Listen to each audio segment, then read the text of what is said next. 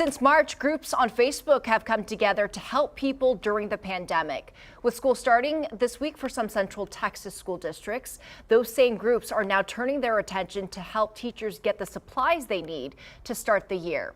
Mike Marut talked to one special education teacher about what purchases will be coming out of her pocket this year.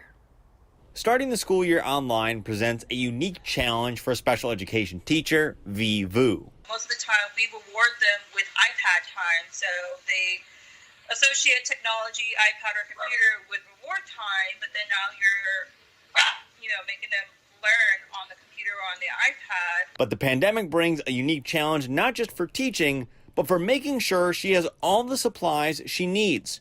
Year after year, teachers will buy school supplies with their own money, markers, boards, decorations for the classroom. But this year, teachers will have to spend extra money to protect their own health. Our particular school, we were given the okay to wear scrubs, but that's not going to be provided by the district or, by the state or anything. So that would be something that we would have to get out of our own pocket. Vu says her classes already use a lot of disinfectant sprays and wipes just due to the nature of special education elementary students. She says they tend to put things in their mouths a lot, so cleaning is pretty necessary. Those disinfectants are items Kelly Noriega calls hard to find. I have Lysol, still hard to find.